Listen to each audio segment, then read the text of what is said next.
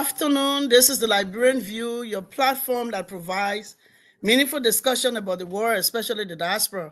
Our mission is more than just a statement. It's a call to action. We serve as a bridge to the world, preserving the past and shaping the future through collaborations with Africans and other organizations in the diaspora. As we may know, the month of March is the International Women's Day. And to close this year's celebration, the Liberian View decided to align her discussion with the UN theme for the 2025 International Women's Day celebration, that is Accelerate Action. So for this reason, our topic today is the role of empowered women in the implementation or execution of the 2025 International Women's Day theme, Accelerate Action. Based on that, some of the discussion points. Oh, hold on. My goodness. 1 second.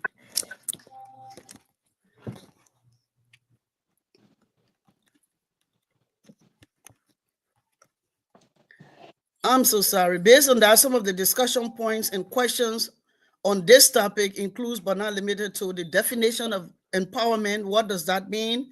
Bridging the gap between Generation X and Generation Z. How can we drive some policy changes when it comes to that? Representation and inclusion. Are we including the next generation? What are we doing? How important is representation in each sector matters? Are we including other organizations that are growing? When you are empowered, are you empowering other organizations like the Miss Africa organization led by Lady Kate? What is empowerment? Are we leveraging network and alliances? Are we leveraging partnership? Those are some of the things we need to do. Overcoming barriers, because most of the time we talk about barriers. It's not only barriers, not only between the two genders, but actually when you look at Africa as a whole, there are a lot of barriers. Like I'm from Liberia, this other person is from Nigeria, Cameroon. But how can we bridge that gap and come together, work together? So this discussion, actually, we have some strong women with different organizations, individual qualifications. They're going to introduce themselves. They are leaders in the organization, making changes, driving the action, because that's what we need to do. We just don't look, but we drive the act. We drive the change. So today we have these women to talk about what it is when you talk about empowerment through the community, leveraging. What is that, and what will we like for you as an individual or an organization watching the discussion today? What will we like for you to take away from the discussion? So, having said that, I want to say welcome. If you are watching, we ask you to please share, because this is important. This is the month of the Women's International Month. This is our celebration, but this is the last day or the last Sunday in the month of March. And the last, I think, for the Liberian View, the last climax in the whole International Day celebration. So we want to welcome you. Our link. If you want to join us, you can join us at www.facebook.com/The Liberian View or www.youtube.com/@The Liberian View. Thank you for listening, and we're going to start the discussion. First, we're going to go ahead. We're going to ask our panelists. We'll start with Lady Kate to introduce herself. And then we have Mrs. Connie. Hello. Wow. It's such an honor indeed. Yes. Miss Lucy and the Liberian View TV team. It's such an honor to join such a group of enlightened and great women of substance to discuss about the empowerment of women and girls as we celebrate and also round up Women's History Month of 2025 with the theme of Accelerate Action. My name is Lady Kate. I am the founder and CEO of Miss Africa USA, which is celebrating 20 years in the world of African pageantry, empowering young women, and also you know, ensuring that we're collaborating as African women to empower our young girls. And we'll talk about that more later on. I'm also a healthcare professional, currently executive director for one of the largest home care providers in the United States, and I'm enjoying that. And, I just love being a community advocate and just love and I'm so passionate about the empowerment of women and girls. So thank you, Miss Lucy. Thanks. Thank you so much. We'll quickly move to Mrs. Connie to briefly just introduce herself, and then we move to Councillor Selma Gibson. Good afternoon, everyone.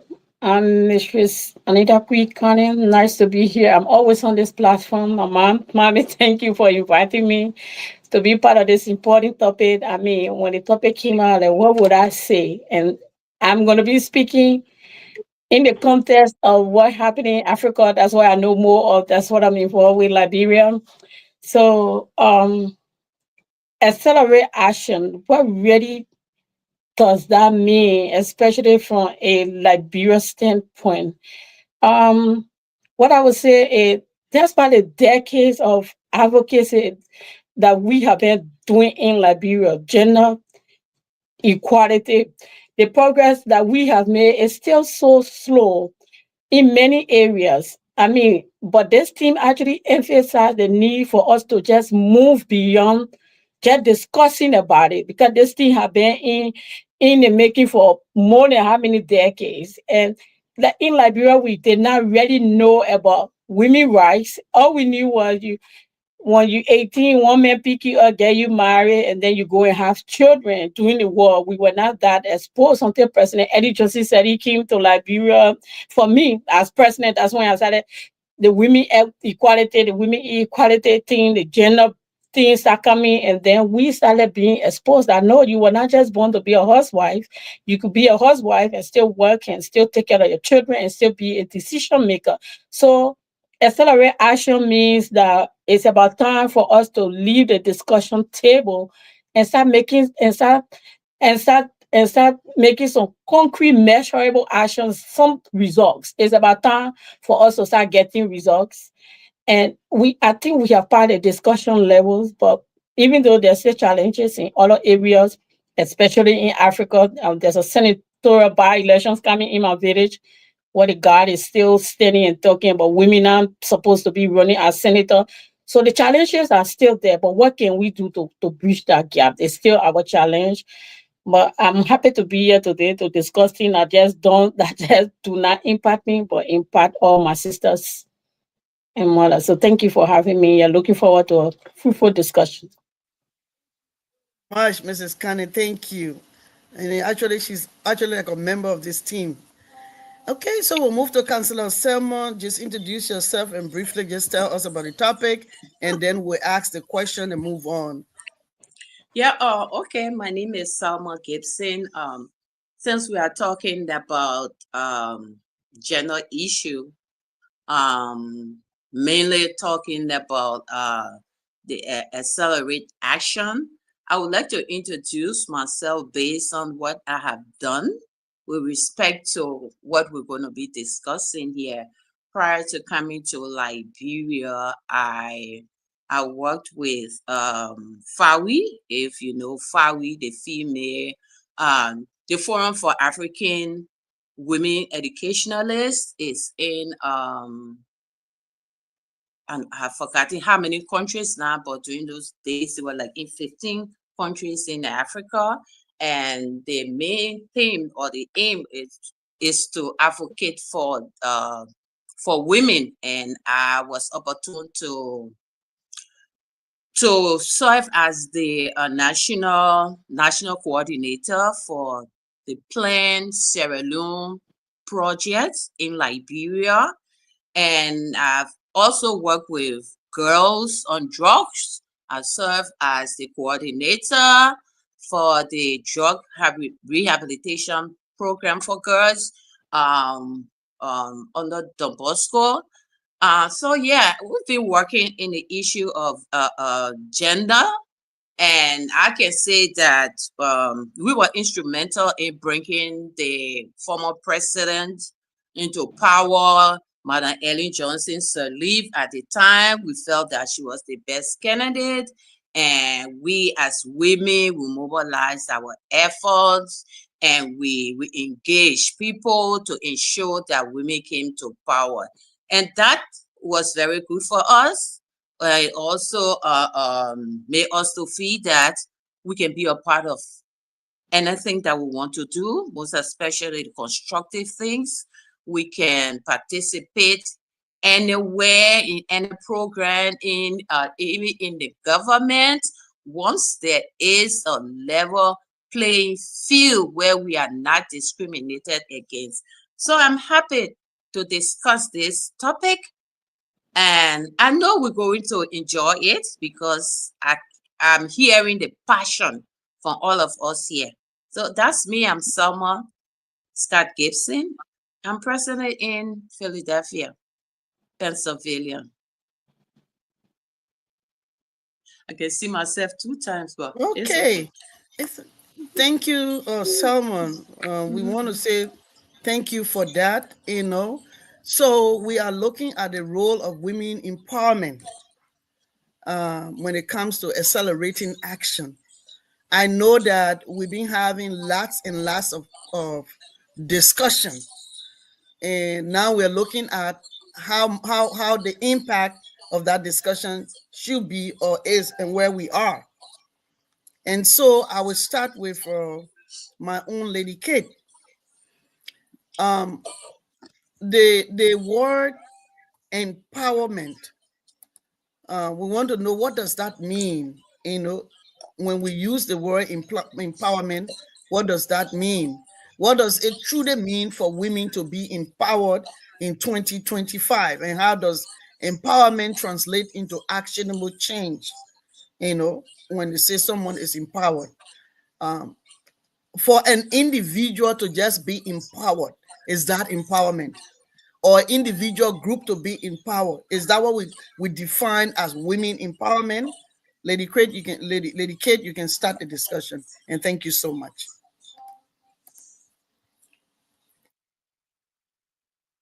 but she's muted. You're muted. Yeah. Oh, yeah. Thank you so much. I just want to open the discussion, and thanks for that question, Ms. Lucy. It's really important that we understand the concept of empowerment, right? And just to say that empowerment is a cycle. When a woman lifts up another woman, she creates a ripple effect that changes an entire community. So I want us to move a step up from the concept that we hear every day. So the United Nations a theme this year is actually asking us to elevate that, to accelerate that, right? So like you said, we've been talking about this, like Summer said, we've been talking about this for a very, very long time. And so now we have to actually start seeing the impact of what we're doing, not just talking about it, right? We know how to define it. Yes, for me, I think it's, imparting a lot of knowledge, not only knowledge, but also ensuring that women know their rights. We have to start from there because a lot of our societies, I'm from Cameroon, a lot of our traditional societies believe that women they put all these restrictions on women, right? Stereotypes and all of that. So it can make a woman feel like she's only good for something or she's not good enough for something to rise above where she is, right? So we just want to make sure that women understand their rights It's a basic human rights that a woman is free to also achieve her maximum potential. Now, as empowered women, you know, when we say we want to empower other women, we're ensuring that we're impacting knowledge, we're leveraging their talents, their God given talents, to ensure that they can achieve their most maximum potential. We're also ensuring that they're taking a seat at the table where decisions are being made and that they are part of that decision making, right? And, you know, all of this, it's empowerment is not one thing. There's so many levels and phases of empowerment, right? You got to start somewhere, right?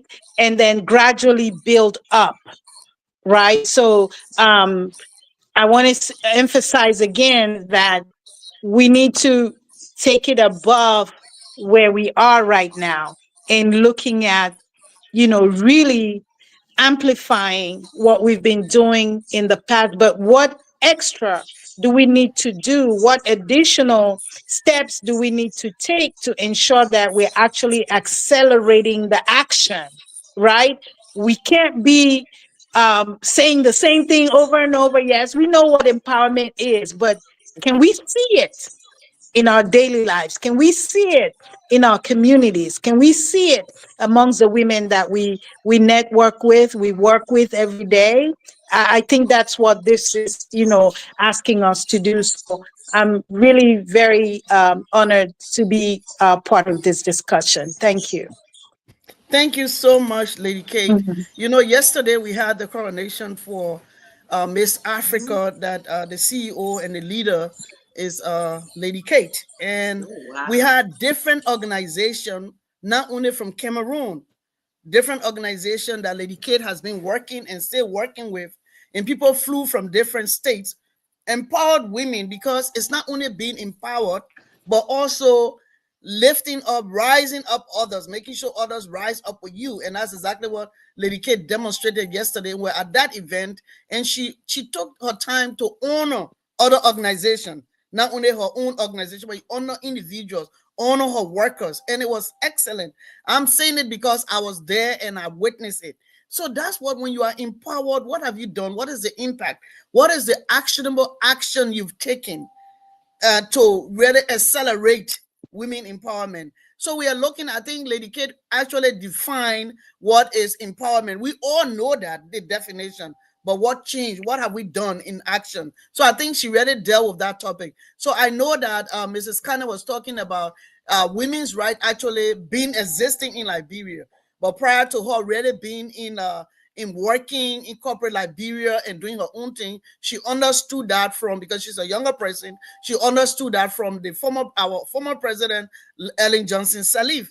And because of that, they learned a lot of things. They did different things. But Mrs. Kane, what do you think we should do to bridge the gap? We have Generation X and Generation Z. Are we? I mean, you know, you talked about Liberia, but do you think not only Liberia, but look at the world, you know, because this is an inclusive regional or diaspora women discussion to include all women.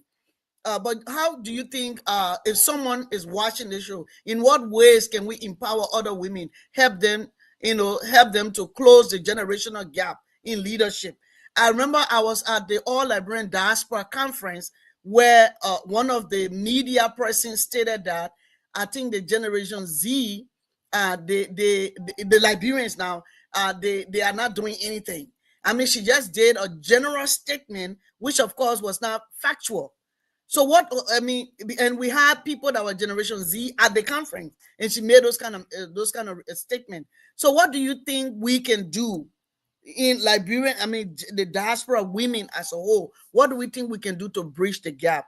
Because most of the time when women like us, ex going generation, ex going to conferences, we want to take our notebook. We are going to those conferences. We don't even take our children. We don't invite other younger people. We go and sit on our table and make the decision and feel that we're going to be here forever, or we're going to be strong forever. What do you think we can do as a younger person on this platform to bridge that gap? Well, empower women, they play a major role, and I know the challenges that are there as well.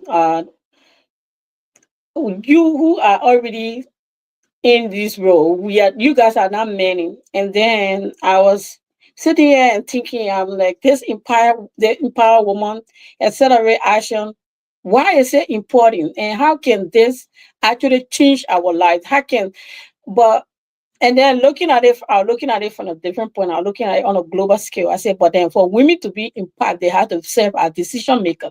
They have to be into climate change, political instability. They all have to be on that table to make those decisions because it impact them as well. Not to just come after man when the men have already made a decision, then they just put them in the gap now to live with the aftermath. But the challenges that we are having, it just not just with your generation, but I think there are a lot of young people that are still coming up, and we the women, we the girls that are coming up after you guys. We so labor in a way that we just want to find our peace. Our peace is way more important than even pushing ourselves to go through all the trials that you guys have been through, the challenges. Because that for me, I'm like, why would I want to go through all this stress just to be able to preach for people that don't even deserve my time? To talk for people that don't even know why people talking for them. So I think to preach that, yeah, you guys have to create a awareness to make it to tell us that women being serving as decision maker, women being part of the women being people who drive institutional change is not a privilege, it's your right to. As a human, you have to speak for yourself, you have to be part of decision that impact your life, you have to have a say inside. You cannot leave it to other people and say that's their thing, let them handle it. If we see it from that perspective, that talking about women rights, things that impact them, if I partake, I will not just be partaking for myself, but I'll be partaking for other generations to come, other people that have paid the price. So we need to get out of our surface zone. I'm talking about my generation, get out of our surface zone and actually be a part of what is happening, the change that is happening. If we don't get ourselves involved, we'll be left behind and we'll either we the victim. But we are not, because we are in the age where informations are all over the place. Everything we need is at our disposal. People fighting and going against their own time to help us. But how hungry are we for this change? How how desperate are we to partake of the accelerate action, to be part of the decisions maker, to learn from other people, to submit ourselves, to humble ourselves, to learn from you guys? Again, we always feel that we know it all. And so to humble ourselves to learn is our challenge. To bridge that gap with me, for us to submit ourselves, to humble ourselves, and then to be hungry for success, to be hungry to be part of this change, to be hungry to learn what you guys have learned, the impacts that you guys are making, for us to want to make the same thing. That's the only way. In Africa, we have the parable: you can force the horse to the water, you can force them to drink. You can take me to all the conferences in the world. You can take me to all your programs. If I'm not interested, I'm just going to be wasting your time and your resources. We have to want it ourselves to step in there and say, Mommy, tell me, how does this work? Tell me, how can I partake of this? Where are you going this weekend? Can I go with you? You know, every day I'm giving you 1 minute excuses, right? So I have to be willing to actually see the values in what you're giving me, to be able to partake in that, see that this is how the gap can be bridged. Man, that was so excellent. But I will give the chance to Lady Kate to just chime in before I move on to Councillor Gibson. I mean, you Yes. spoke eloquently and it was to the point. Lady Kate, what do you have to say? Oh, you saw me just nodding my head like you're so on point. Um, what I want to add to that is that empowerment, one strategy of empowerment that we have used is the mentorship and coaching, to help us bridge that gap. I feel that, empowered women, like myself, like you all on this call, is that the knowledge we have, the skills we have, the leadership abilities that God has blessed us to achieve, that we also pass it down to the younger generation, right? So Miss Africa USA, as you know, is an empowerment platform that has given us the opportunity to actually impact the younger generation. So we do have conferences, like you said, but again, if you're in there and you're not ready to learn, you're not going to learn anything. You're not going to pick up any skills or even benefit from that network if you're not ready, right? So that's the main point. And so I think that, us, the older women, we are, making that effort, and we need to amplify that, because yes, Miss Lucy, myself, you all on this meeting, we're doing it, but not everybody. You still have women who are able and capable, and they are, very powerful, that are not doing so. So we want to encourage our women who are, have achieved, in whatever professional business, or they're entrepreneurs, or in leadership, that we amplify. That's when we talk about acceleration of action, that we all commit ourselves to make sure we are mentors and coaches for the younger generation. And again, for the Gen Zs and the millennials to be ready and willing to accept, to be part of that, so that they too can, because it's going to be a transition. You guys will be taking over as we get older and older, but we want to make sure that we are impacting that God has blessed us with, that we're sharing with you guys. So mentorship and coaching is what we've done with Pageant, and we've seen great successes with that. And this is something that we need to amplify, right? Thank you. Yeah. Thank you so much. So we'll go to Councillor Gibson. And actually, you, Mrs. Kane, you laid the foundation. You Thank laid you the so much. foundation, and I say thank you. And Can you? so, Mrs. Gibson, I think Mrs. Kane spoke from her heart, and if anyone is listening, she stated that, for instance, I'm her mom, and I've been inviting her to come over to go to this place, but it left for the individual, your child, to agree, because you cannot force your child. They're done with college. Okay, we're gonna mute ourselves. Okay, you cannot force your child to accompany you unless they want to, even if the conference is that important, and they're going to learn. And sometimes it's difficult to talk to our young, the next generation that should be taking up from us. Maybe it is not their interest, or I'm not interested. But the fact here is, that's where you learn. That's where you meet people. That's where you network.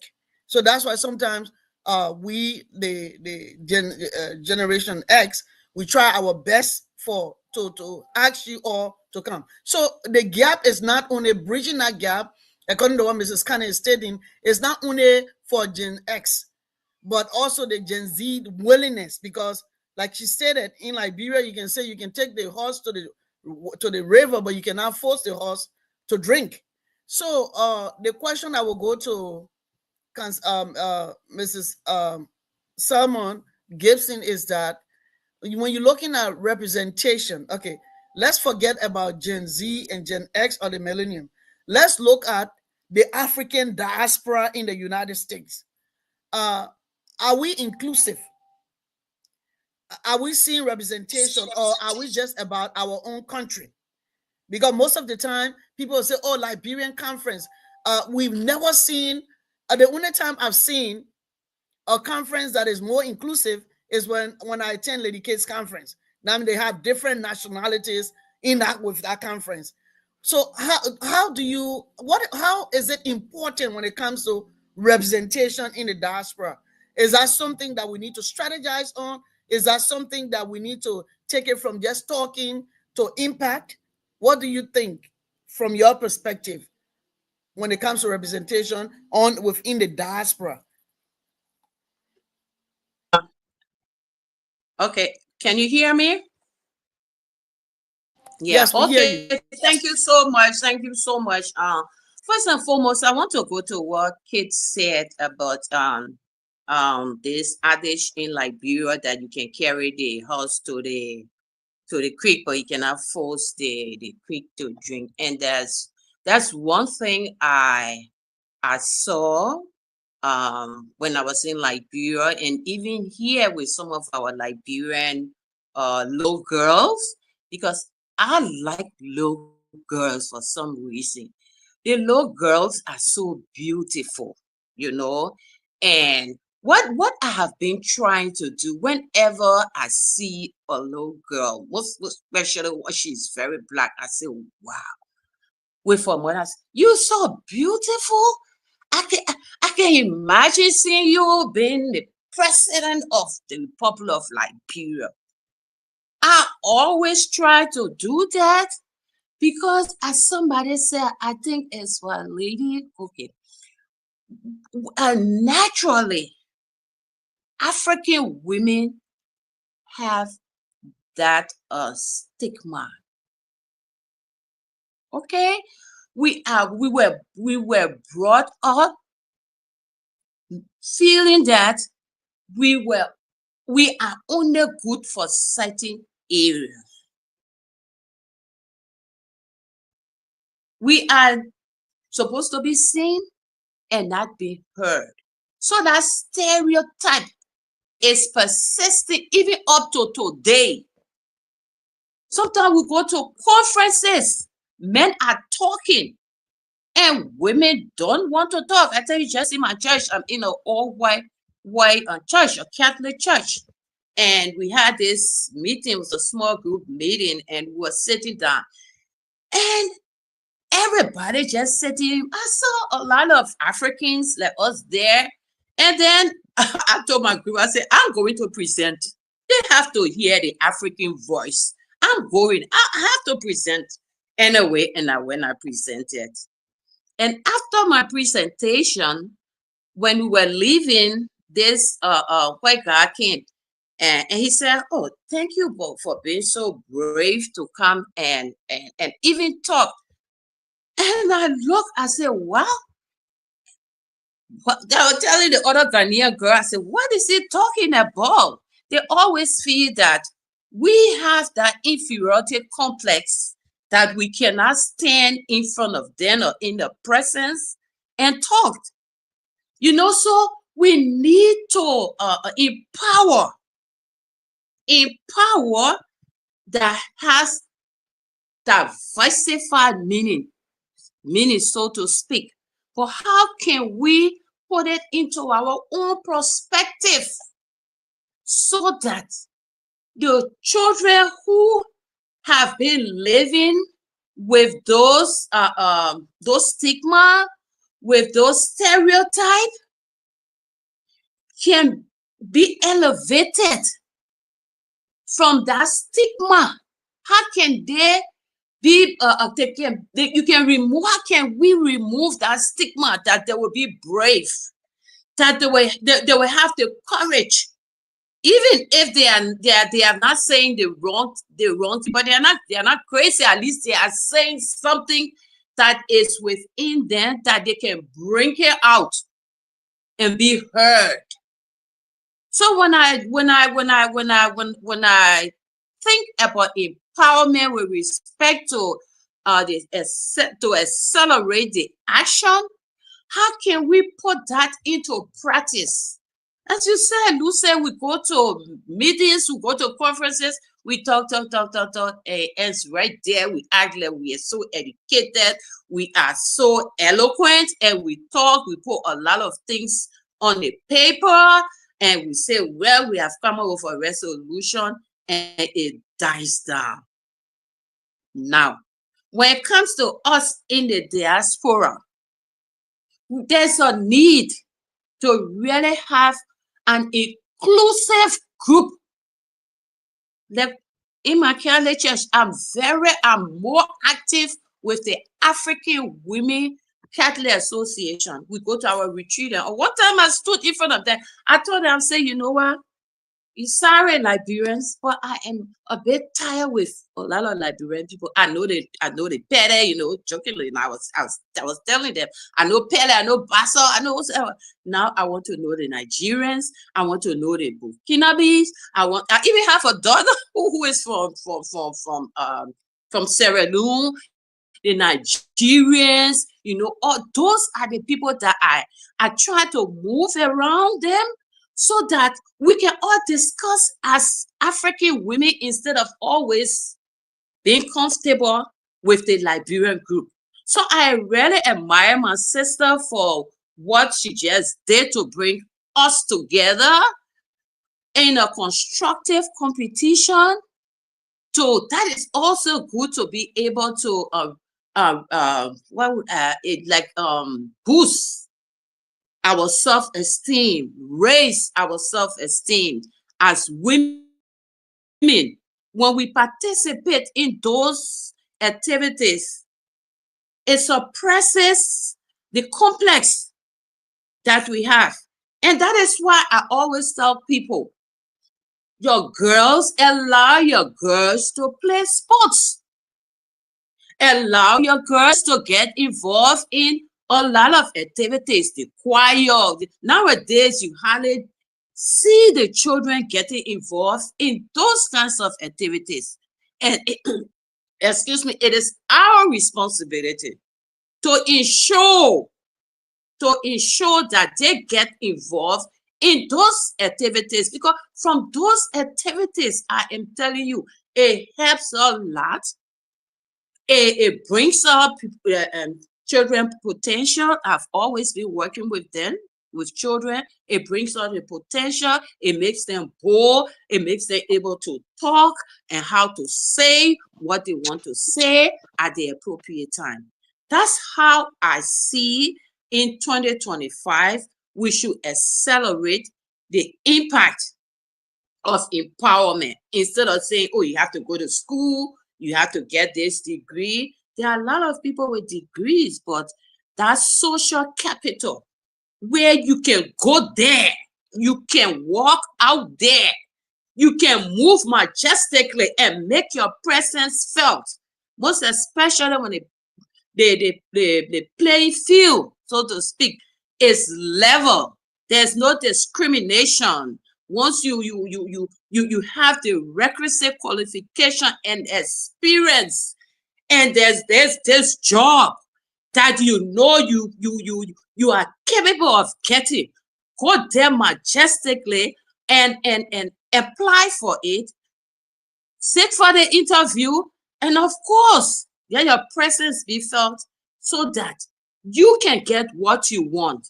If we are not brave, if we do not struggle to make our presence felt, nobody is going to do it for us, because already the men are afraid of us.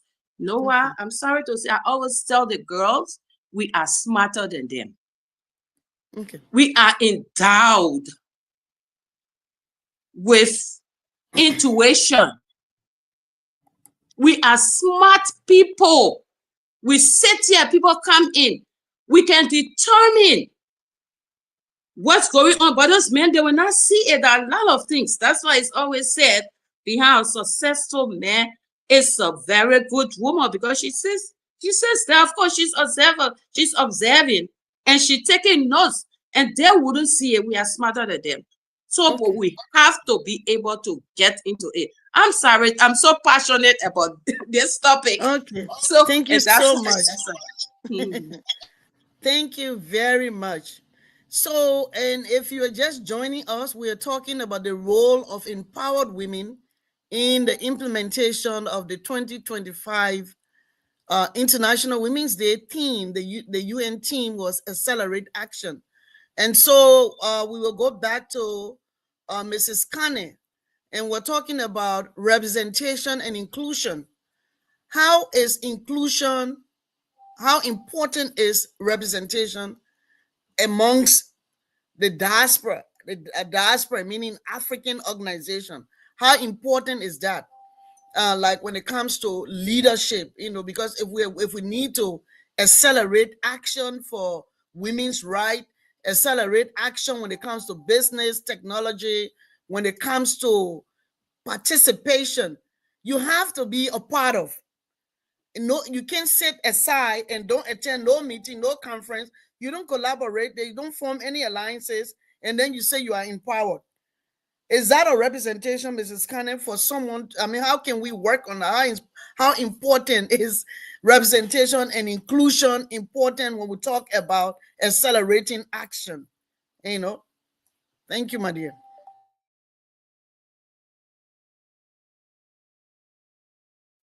You're muted, Mrs. Cannon. That's not our priority when we're talking. I always say that the reason most of us African here do not prosper, everybody want to do one man thing. And then if you do one man thing, that one man thing just going to stop to your brain capacity, going to start to what your brain can handle, what you have ideas for. But if we come together as a group in the diaspora, whether you're from Sierra Leone, Ivory Coast, Guinea, Cameroon, and we come on a one team, on a one platform. For example, we say we all got one problem that is in common. We got corruption that is in common in Africa. No matter what part of Africa you come from, corruption is in your country. And we know that corruption is cancer. Corruption is killing not just the younger generation, but it's killing generations to come before they even born.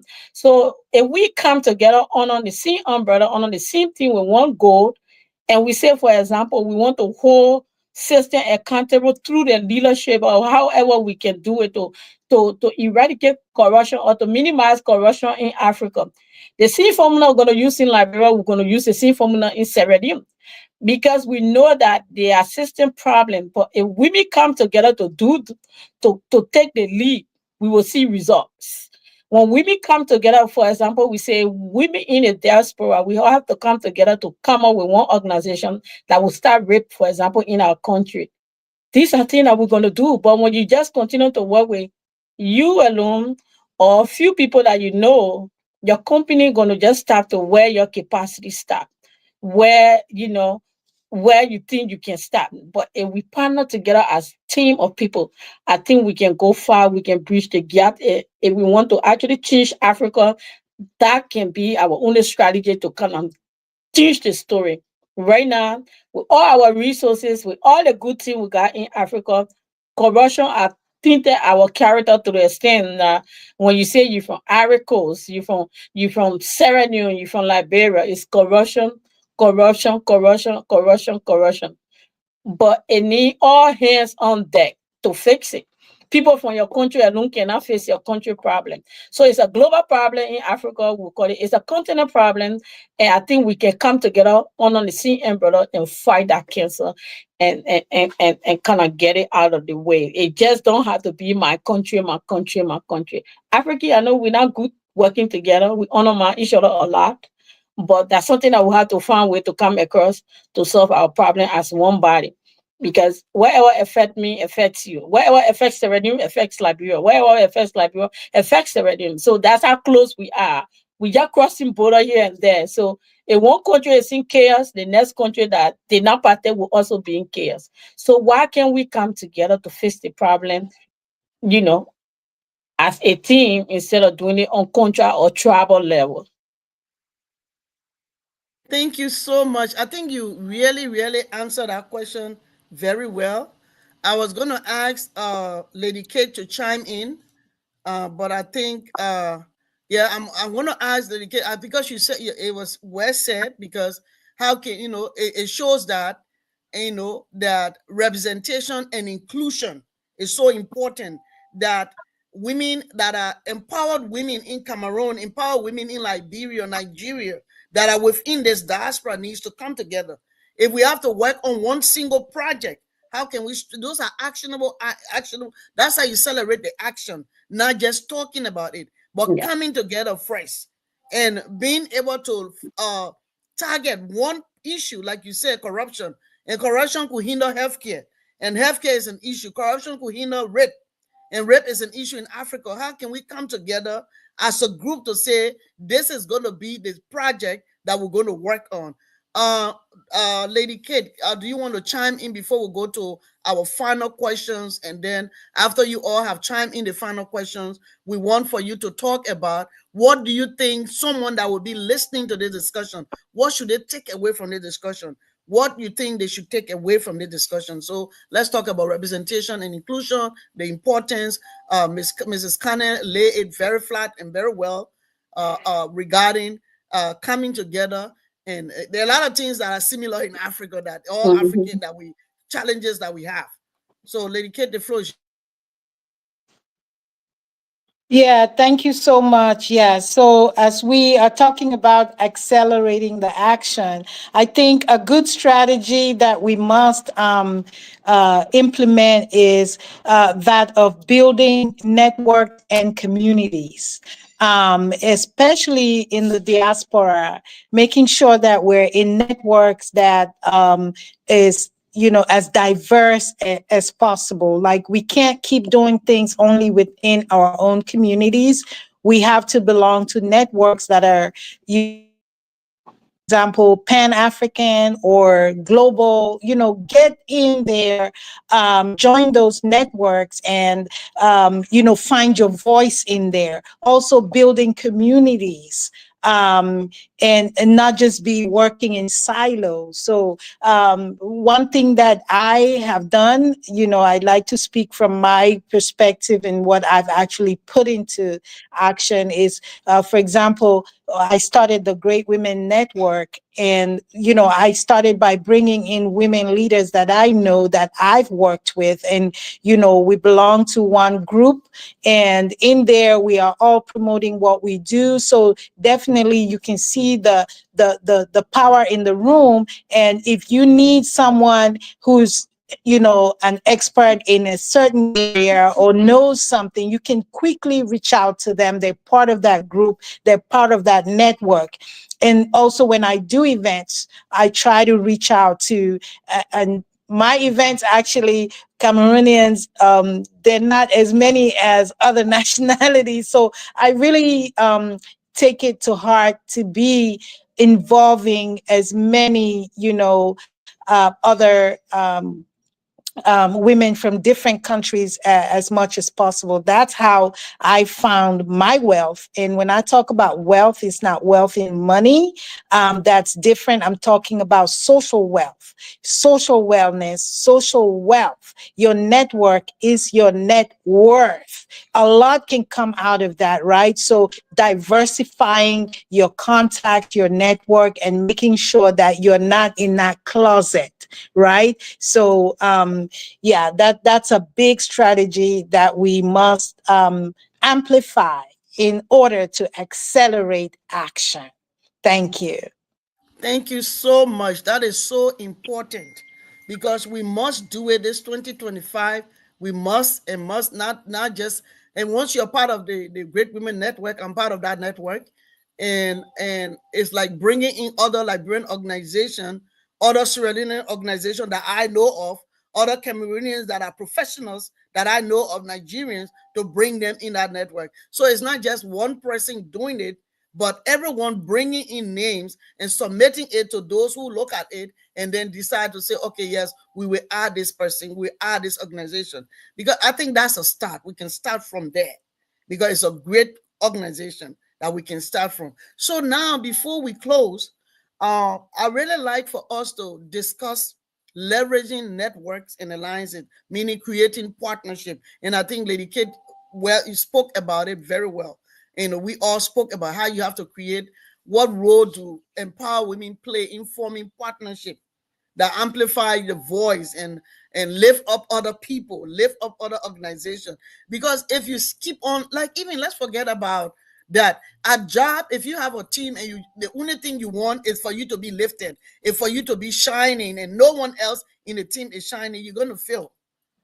Because you're just one-sided, you're blindsided, just looking, and other people are looking where you are not seeing. So teamwork, network is very, very important. So how can we leverage that? I think Lady Kate started it, we discussed before, and I think I bought into the idea, and it is good to form those kind of group because, like, I think most of you on this platform stated how like just in your own closet. Yesterday, Lady Kate was causing one Maxine, Mrs. Madam Maxine, right? Is that Maxine, the Liberian lady that you're working with? And Lady Kate is working with Yeah, different Dr. younger people. Maxine. Yeah, Yeah, Maxine what? yeah. Dr. Dr. Maxine Freeman. Dr. Maxine Freeman. And she's part of the group. Lady Yeah. Kate have Miss Africa, those who have served or those who participated as a Miss Africa, even if they didn't win or they won, they still come back to give back to that particular organization. So these are things that we need to emulate and see whether we all can be a part of, not just your name in the chat, but being active, accelerating to accelerate that action and take up the mission, the belief, the values of that organization, and so that you can show yourself worthy, of that particular organization. So someone is listening right now, and they want to know. You call everyone know what the word empowered, but most of the time we say we are empowered women. So what is our role? I know everyone here have an organization, and that organization is just there. But what is your role? Because the Liberian view is making sure to partner, regardless of which group, to partner with other groups, because you learn from them. That's where education starts. You can have all the degrees, but you still someone that need to be teachable. So how can we leverage these networks? Okay, because I have 2 persons in this group that I'm going to recommend, and 5 persons that I'm going to recommend for them to join that group because they are professionals. So how can we leverage? What role do empower women play in forming partnership? If I'm listening, but you're talking about empowerment, you got your own group, you all have this, you have that. But how can I be a part of, so that I can also be heard? So what do you want to tell people that will listen to this discussion? How can they leverage networks? Because I know that some people go to conferences and they take somebody's card, they never call them. And then the next year they go to the same conference, they don't do anything. But you pay your hotel, you either fly or you bought gas to go there, but you don't do anything with the information. So what can we say? I'm going to give everyone, let's say 3 minutes each, not more than that, to just talk about how can you leverage this network or this partnership to make sure that not only bringing them, but also making sure that their voices are heard. And how can they overcome the barriers?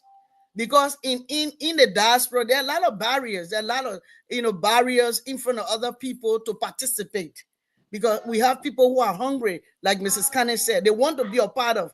But there's always some barriers here, because sometimes we set some barriers that we are not aware of, but it is there, because maybe you just want certain people. Because in the Liberian community, people will say, oh, other people that know book, they want the other people, they don't want, they just like master degree holder, bachelor's holders. That is the challenge here, because that's the notion people have carried. Like, oh, I don't have a bachelor, so I cannot be part of the group. But you have a skill set. Everyone has a talent that was deposited in you by God, but it's left for you to build on it. If you didn't build on it, that's for you. Because like these 5 fingers, they're not equal, but everyone has a role to play. So most of the time, people will come on social media, especially for the Liberians. Oh yeah, people that think they got a degree are making more money than them. That is not the point. How can we work together?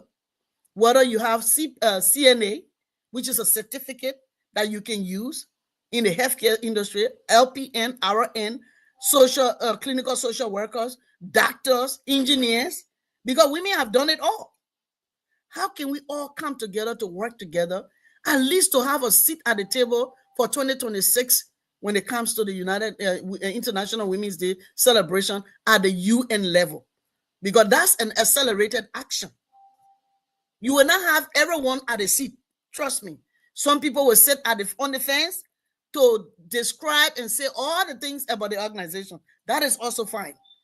Before they get off the fence, we are going ahead. and they will be running to join. I mean, we can accept that also. But how can those who are willing, like Mrs. Cannon said, hungry, want to make sure that things happen, how can we leverage these networks and these alliances to work together and see how we can have a seat at the table? And what are some of the barriers that we think are there? And how can someone listening can make sure they're aware of the barriers, but there's still an opportunity to be a part of? So we'll start with Lady Kate. I'm sorry, Lady Kate. We'll start with Selma. I'm giving everyone like 2 minutes, 3 minutes. Yeah, okay. It's good to know that you said when it comes to those who I would say they have that complex that they feel they shouldn't be where doctorate degree holders are, master degree holders are. I think it is our responsibility now to make them feel comfortable, to go around them and let them know, take away that inferiority complex, that you still have skills. It is our responsibility to do that from my own perspective. And talking about the networking, little kid has already set the pace. I'm just hearing about it. I've been hearing that they have been having Miss Nigeria, they have been having this Miss Africa context. Now I will propose, Lady Kate, that you make yourself more visible. I don't know how it's going to be done. That Lucy has been in it, as she said. But Lucy is like a sister to me, but I haven't heard of it. Maybe the discussion has not gone to the extent that, sometimes you discuss, then you think about something, then you introduce it to people. So sometimes people don't think about those things. But what strategy can you use now to bring some of us who have been longing to be in such organization? How can you get to us? I think that's the strategy or the mechanism that you should be thinking about, to see how you can spread your wings wider to get more people in. Because it's strange to me. It's strange to me. And I'm happy that you are here. Yeah, I think it's a privilege. Actually, not I think it's a privilege to have you on here, and I I look forward to really being a part of that organization. Thank you. Okay, so we'll go to Mrs. Cannon. And Mrs. Cannon, we talked about leveraging networks and alliances. And what do you think someone listening to this discussion should take away from this particular discussion? Meaning, what role should empower women play? And we just talked about Lady Kate and the organization she has. And I'm glad that you are Generation Z and you're on this call. The fact that you also stated some of the that it is not just the Gen Z, it's not just the Generation X, but also the Gen Zs, and the willingness for them, the hunger for them to want to be a part of, the hunger for them to participate is not there. So when you are watching this, when someone is watching this particular discussion, what do you think they should do when it comes to leveraging network alliances? What role should us empower women? What role should we play in forming this partnership? What do you think the kind of role that we need to play? Yeah. When I was in grad school, my professor used to tell me, you can have everything, you can make all the A's in this class. If you have no network, just know that you want to keep the degree under your pillow until you get ready. So you who are in power, I think the role you should continue to play will be number one. You guys continue to act as role models to us. You might not be able to get all the Gen Z on your side, but the few that you will convince, you can use them as few agents to come and talk to us, because we know our own language. We know how to get to each other. So continue to act as our role model to inspire us with the new generation to get in your footsteps. And number two, you'll continue to build that coalition that you're building. You'll continue to network across different sectors and communities.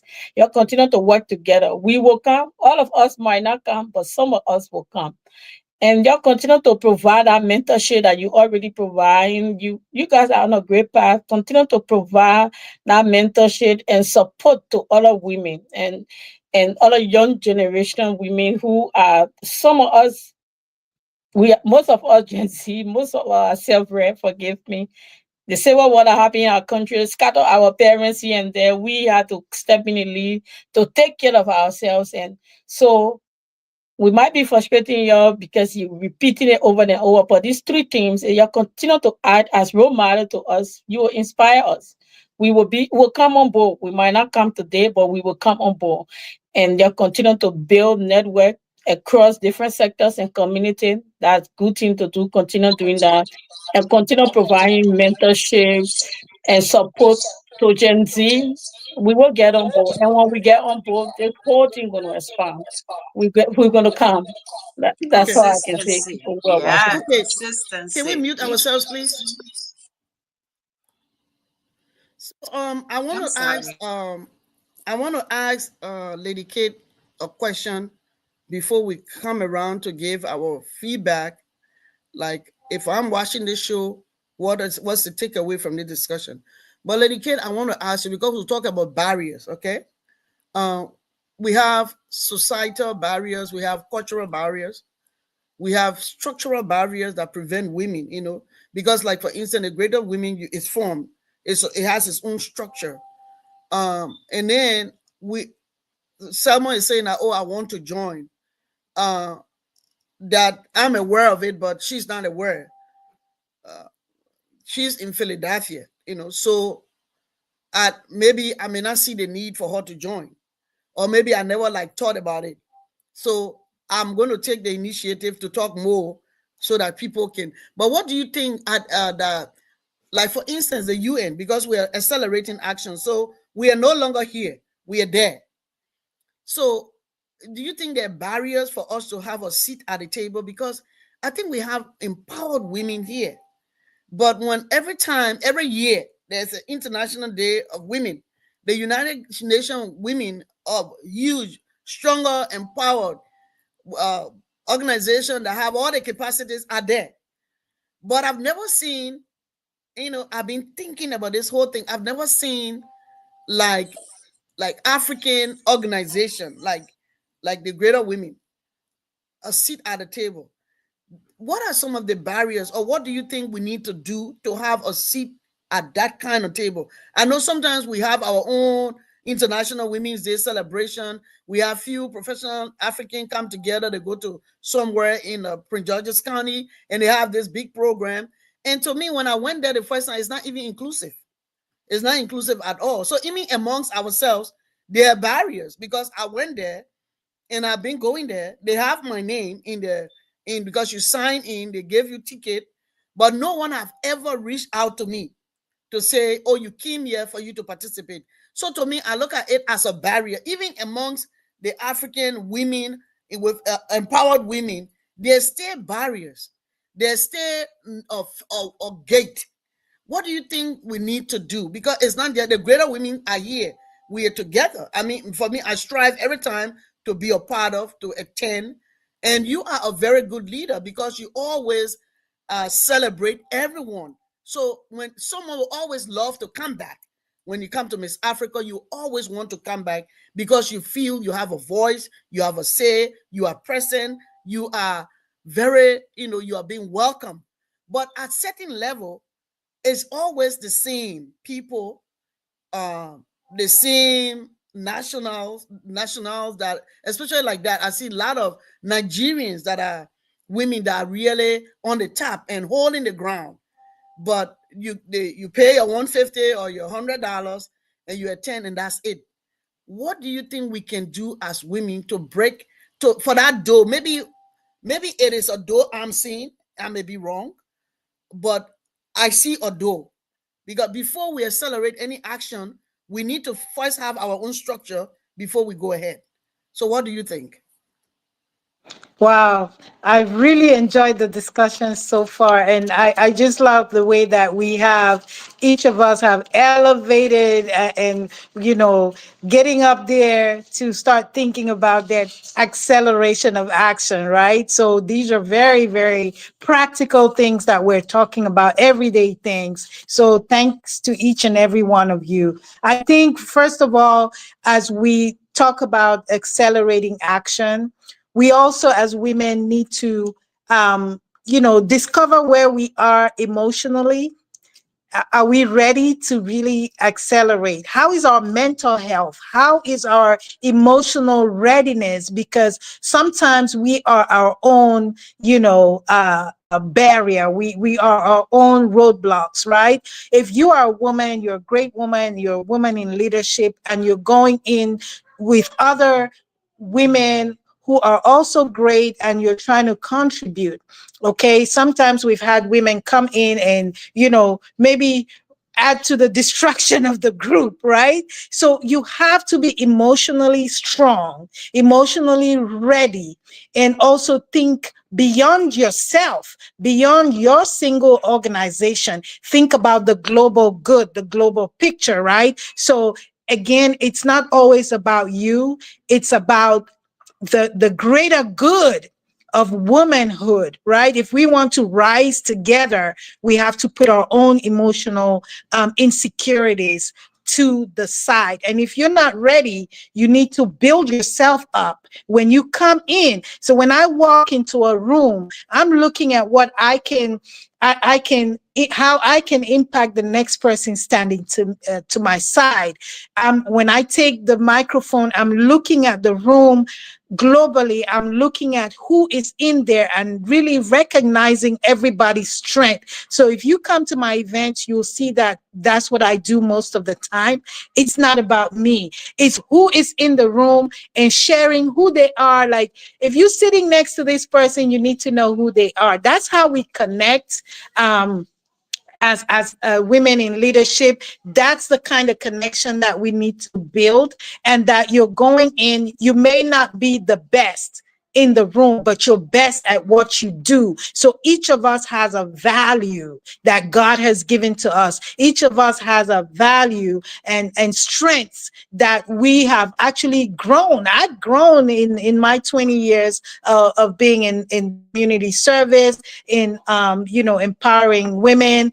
I've grown myself. I didn't start like this, So, we have to, first of all, take care of our emotional being, our mental wellness and readiness when we go into networking, right? And make sure that we can give the best of ourselves and also receive. So when we talk about, the United Nations, yes, I've been to the UN, I've been to the meetings out there. Again, you want to think about your goal. Okay, we can gather and go to New York. What is our goal? What are we trying to achieve?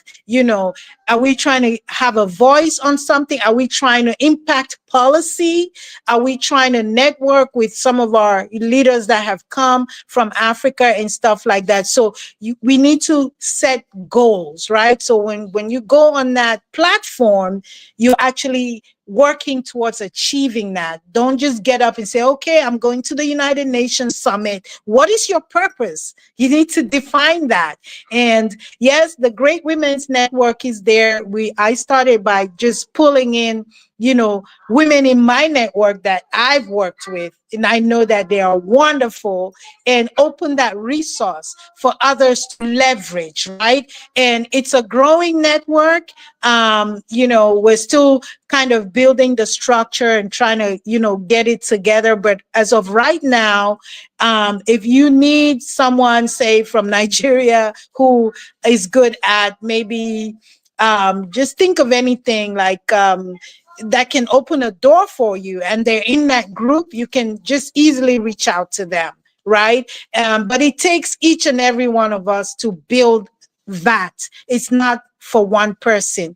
It's we all need to contribute. We all need to come prepared. We all need to be open-minded.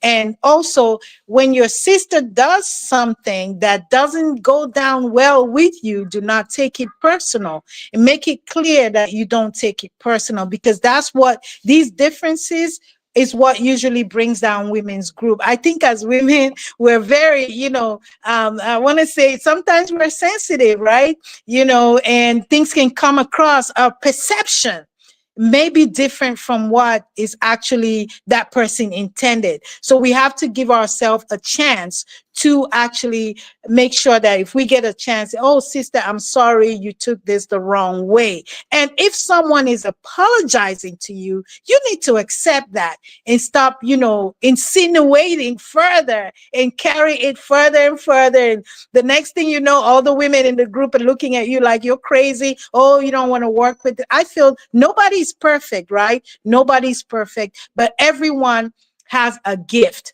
Everyone has something to offer. Again, I will fall back on, how is your emotional maturity? Are you emotionally mature to be in this space? Right? We have to be prepared. We have to work on that, Miss Lucy, and be prepared, making sure the women around us are emotionally strong and mature to be able to function well in that space and bring benefit to each and every one. Thank you. That is so true. So if you're listening and you feel that there's some barriers, you wanted to join an organization, or you are part of an organization, it is a tough thing to be a part of an organization. And when you say you are very empowered, I mean, empowerment have come with challenges, with a lot of different things that the crossroads and intersections that you've had in your life, experiences. So it's not an easy thing. It is not, I can attest to that. It is not an easy thing to be a leader, to have your organization, to be a part of other organization, because like our culture, our norms are different. Our approaches are different. You cannot go to an organization or join a group and thinking that's what somebody asked me one time. When I came here, I was going to an American church, and I was running for the presidency of this Liberian community. And someone said, "Oh, she's not even attending Liberian church." My answer was, I was in Liberia or Liberian. When I came here, I want to know more about other people, the Americans. I want to know about different African countries. I've already learned Liberia. I didn't come here to come and learn Liberia. I want for other people to know Liberia through me. And the other people are not Liberians.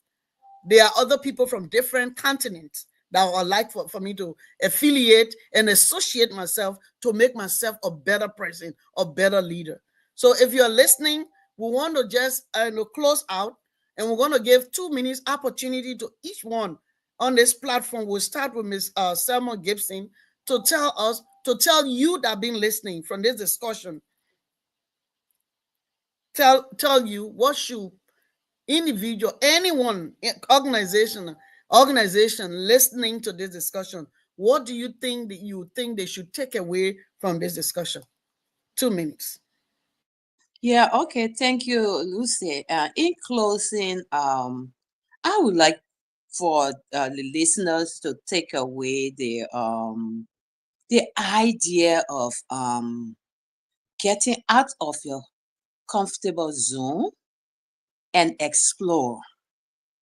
If we learn to explore, we will learn, as you said, learning is a continuous process. You will learn from other people. You will learn the culture of other people. And that will even help to suppress whatever emotional issue you may have. Miss Kate said it just the right way. We can only work together when we have that emotional maturity. Because sometimes we go to places, people say things, and they're not even thinking about you. Their minds, their perceptions are not even on you. But you say they are talking to you, they are gossiping about you, they are saying things. What about you? You are completely innocent of what is happening. It's because most of us have not worked on our emotional maturity, and that is why we always feel that we have problems. People want to undermine us. People are jealous of us, and so forth. We should have an open mind to what we want to do. And with that, ask questions if you are not too sure of what is happening, and we will move forward. And I think that's how we should move forward as women. As women, if we really want to come together as a collective group of women to be able to help Africa as a whole. Thank you.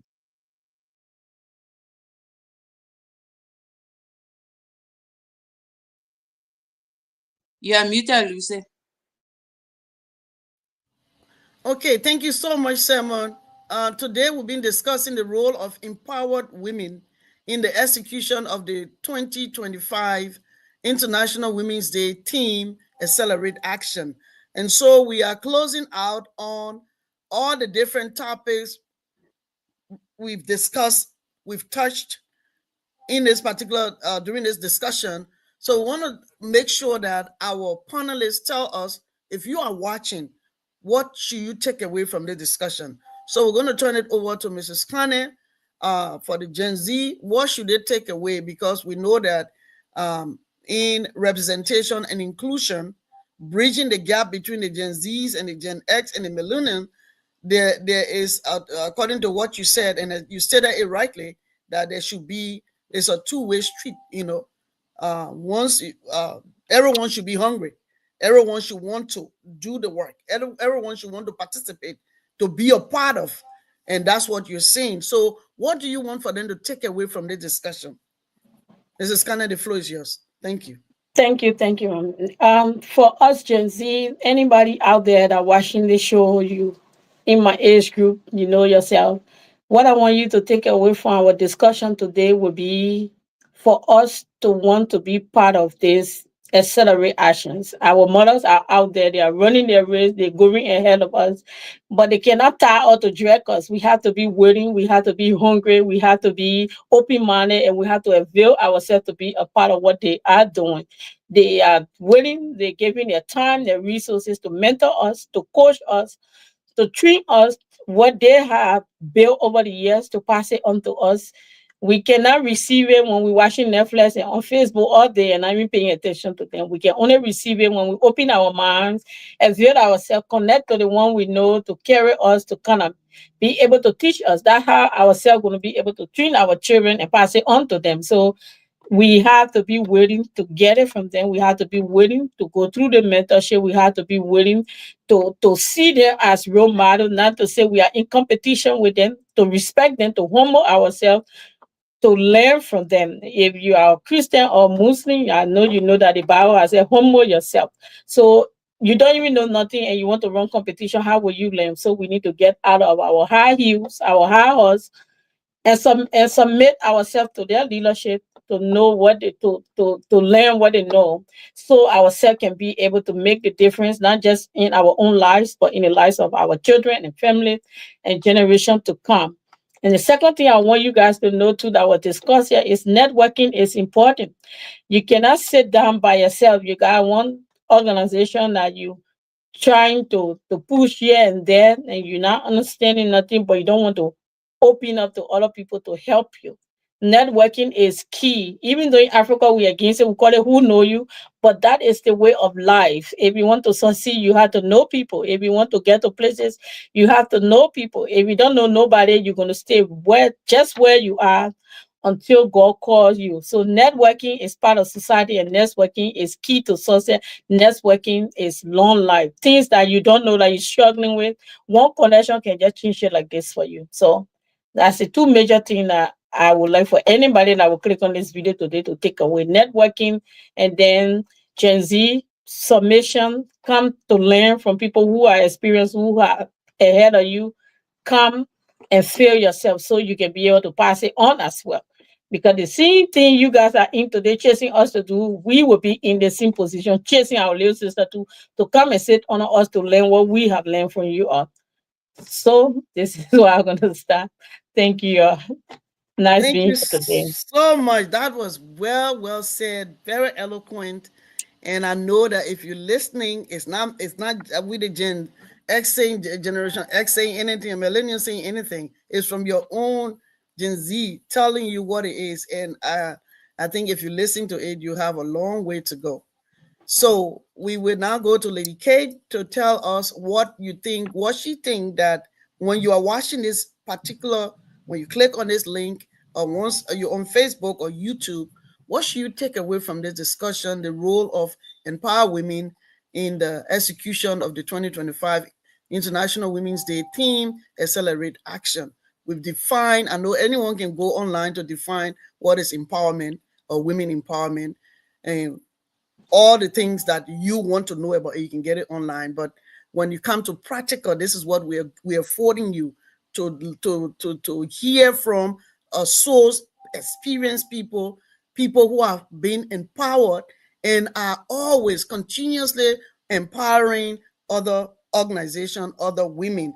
Even though there are a lot of barriers when it comes to some of the men, not all African men, but I'm talking about some Liberian men, it's difficult for them to even try to lift up Liberian women organization. It's difficult. It's always like you are in competition with them. Competition. Even if you want to give them advice, if you heard something about what is going on in the world and then you put it in the chat, it becomes like they're angry about it. They will have to tell you something. And actually, every day when I pray, I really pray because this is not where you came from. This is America, where information needs to be passed, whether it's for you, against you, it's left for you to utilize it. So what will you think individuals that are listening, when they talk about empowerment, when they talk about representation, inclusion, when they talk about leveraging network and building alliances, and what should our generation do? What are some of the barriers? What can somebody take away from this discussion so that they can learn? And we will see them maybe in the month, not maybe in the month of April. The floor is yours, Lady Kate, and thank you so much for being here. Yeah, thank you. As we rounding up this powerful discussion today, it's been just phenomenal. And as we are looking at going into 2025, 2026, accelerating action as far as empowerment is concerned, again, I want to leave you with, the thought that empowerment is a cycle, right? It's ongoing. It's not something you achieve today and then, it's done. The world continues to change. The world continues to evolve. So it's an ongoing cycle, right? Let's not forget. And when one woman lifts up another woman, right? She creates a ripple effect. Let's remember that. If you lift up your sister, you are creating a ripple effect that changes an entire community. Okay, so basically, we've I want to leave you with the thought that, as we accelerate, we want to think about mentorship and coaching. We want to make sure that we are at the table where decisions are made, policy, influence policies, not just decisions in our women's groups or our women's meetings. Let us try to get in. So supporting practical ways include supporting our women who are running for office, for political office in the United States, back home in our different countries, supporting them to get in there because they will be able to influence policy, right? Creating opportunities for women in our own networks, right? If I see that a door is open, whether or not I can walk through that door, if I know it's going to help a sister, I'm going to say, hey, there's an opportunity here. Have you thought about it? Don't keep it to yourself. That's accelerating action. Encourage our women to get into leadership from our youth. Let them, learn about leadership, take on that responsibility fearlessly. And, they will grow in it. It's not, you don't just become a wonderful leader in one day. It's something that you will grow in, right? So let's encourage our young women to get into leadership.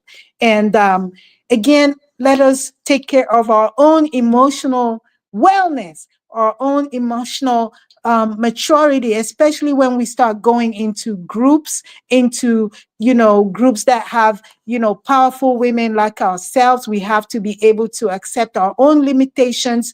We have to know that we don't know everything, that we're going to learn from somebody else and be open.